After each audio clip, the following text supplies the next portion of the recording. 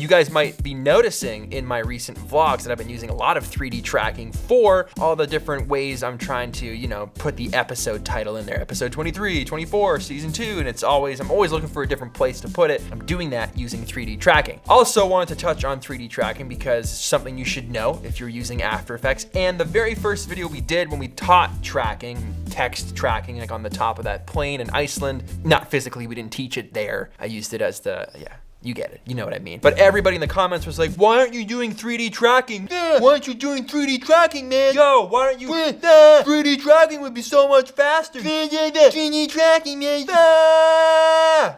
So, to answer those people, today, we're talking 3D tracking.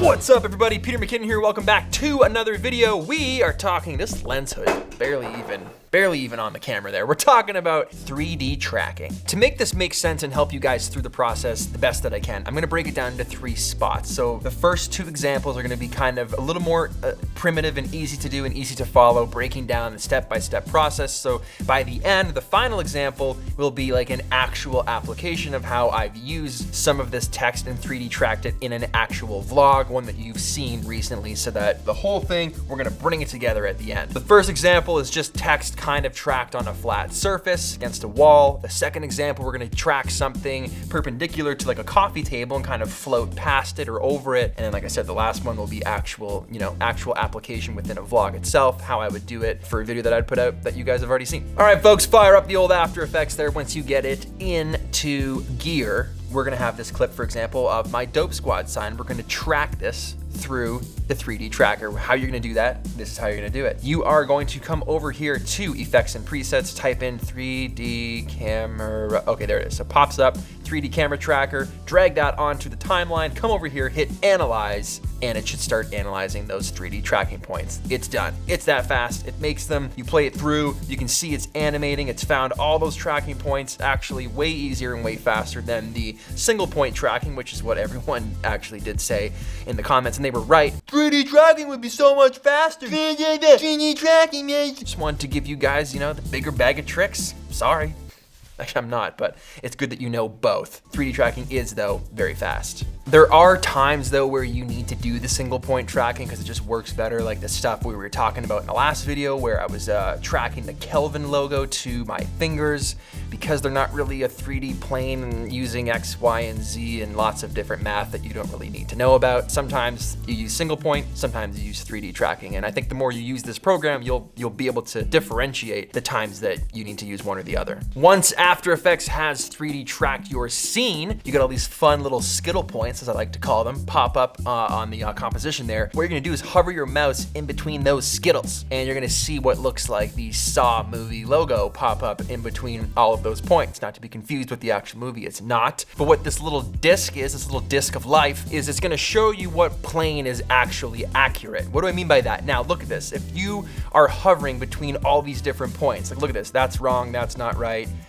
That's not right, it's close, that's not right, that's not the plane we have, that sign is definitely not pointing left, that's pretty close, that's not pointing up. You can see all these different points that it thinks, it's trying to basically get more information from you. It's saying, hey, which way do you want this? Like, what is correct? If it's pointing towards the ceiling, that's not correct. If it's pointing towards the wall, that's not correct. Your job is gonna be to try and find the best plane for this tracking scene. So right here, you can see we have that little target, the little bullseye. That's looking good. That looks like it's facing the same way the sign is. It makes sense in this 3D space. That's what we want. When you're happy and you found the right one, click on it. You're gonna get these little yellow, this little triad yellow, boop. You right click, the menu pops up, create text and camera. That's what you're going to want to do.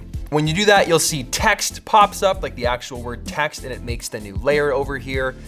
To manipulate that, click on the layer itself down here in the timeline, and then you can come up to the left side where it says rotation tool, because you need to actually rotate that text so that it's in line with the actual sign, or whatever it is that you're tracking. For this instance, we're using the sign. But you can use those different axis arrows, the green, red, and blue arrows, which is X, Y, and Z. Those are different planes in 3D space. You can move those. So you can see using that rotation tool, we can bring it forward on that different axis. We can move it left and right and warp warp it and orient it to exactly where it needs to go so that it looks normal. So you can flip it all over the place, but we are going to adjust it so it is straight and nicely planed with this Dope Squad sign.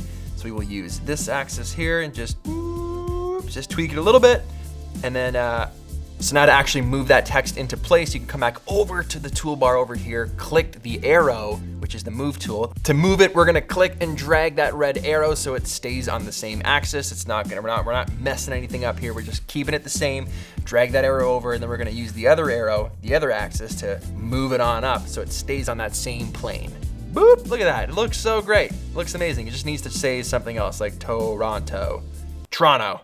That's how you say it if you're local. Change the font over here if you want to, whatever you want. The size of the text, obviously by scaling left and right to make that text bigger or smaller. And it's done. When you hit play, look at this. It's tracked. Looks like it's up there. It's just floating up there. That's it. That's how it's done. That's how a lot of stuff's tracked, especially in the vlogs and the titles that I do. That's example 1 of tracking in 3D space. I'd like to point out this fun mug that my friend Gabriel got me. That's a great time. Or you could get one of the new mugs. Available at the link in the bio. Coffee and leather is such a great smell. Seriously, feel this. Feel how good that feels. It feels incredible, right? I know. You can't have this.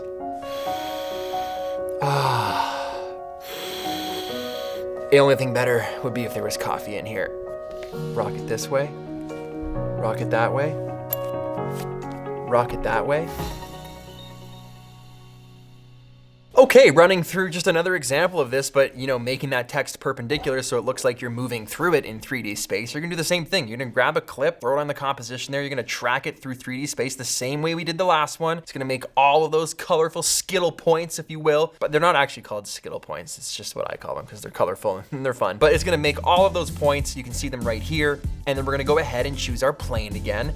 So we find that disk that makes the most sense right here, this one. Right click, create text and camera. Boom, text comes up. Now we can change that with the Z-axis to, be this way, and use the X-axis to bring that text perpendicular, raise it up a little bit higher, then we can come over and actually make that text bigger itself because it's a little bit too small right here. So we'll just drag that up, and then I don't really want to say text, so let's move that forward and then maybe just, I don't know, write coffee table. That works. Coffee table.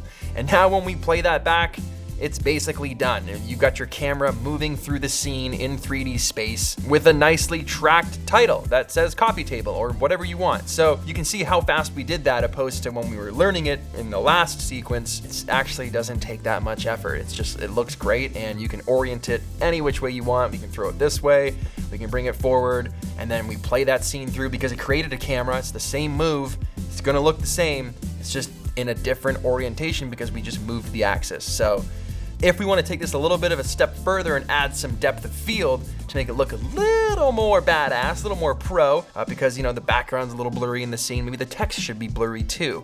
So there's a pretty easy way to do that. Make sure you're selected on your camera layer and then hit A twice. It's gonna bring up all the settings. There's a setting called depth of field here, and you're gonna want to turn that on. It's defaulted to off, so turn that on. So once you've toggled depth of field on, you'll notice there's also focus distance and aperture. So it's gonna be important to make this look still realistic, even though it is text in a 3D scene. Check out the edge of this book. It's sharp. That edge is very defined. As you move the focus distance and the aperture, you can see the depth of field changing, right? We want that depth of field to match the focus plane of the table, so we don't want the bottom of that letter to be super blurry if the book is nice and sharp. If you just jack that number of aperture like up really, really high, that lets you just kind of see everything really blurry, then you can just dial it back until it matches the focus plane of the table, right? Does that make sense? So the word that says coffee table, we want the bottom of it to be the same focus as what's on the table, because it would make no sense if it was out of focus but the table was in focus. So that's all we're doing here. They're very small things, but when they're played back in real time, they make you look like a pro because it's like, wow, that's attention to detail. They'll probably go unnoticed because it's natural. If it didn't look natural, then it would go noticed and people would say, that just doesn't, it's so sharp and doesn't look good and that's off. So that's why we're taking the time to actually change the focus distance and the aperture. And this is a good way to kind of gauge what you're doing in that scene. And that is example 2 of tracking something else within a scene or a clip for your videos. Time